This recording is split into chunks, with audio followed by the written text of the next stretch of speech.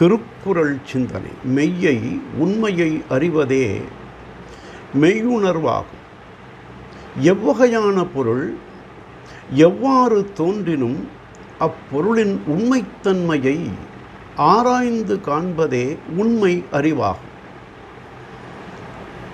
கண்ணால் கண்டதும் பொய், காதால் கேட்டதும் பொய், தீர விசாரித்ததே மெய் என்பது பழமொழி.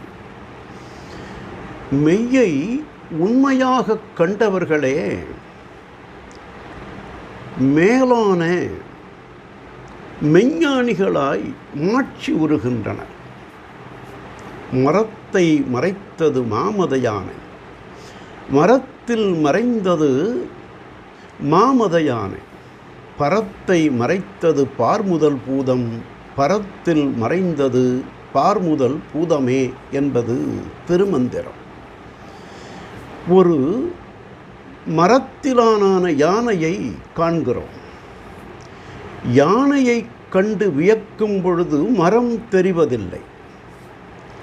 மரத்தை கண்டு அது என்ன வகையான மரம் என்று ஆராய்கின்ற பொழுது யானை உருவம் தெரிவதில்லை.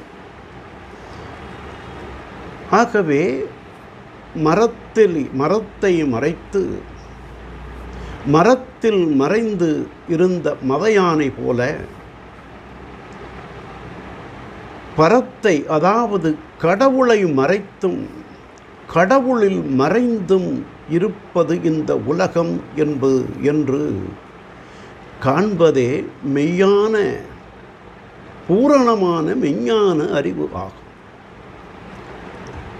வானாகி மண்ணாகி வழியாகி ஒளியாகி ஊனாகி உயிராகி உண்மையுமாய் இன்மையுமாய் கோனாகி யான் எனது என்று அவரவரை கூத்தாட்டு வானாகி நின்றாயை என் சொல்லி வாழ்த்துவனே என்று மெய்ப்பொருளை இறைவனை கண்டு பாடுகின்றார் மணிவாசகர்.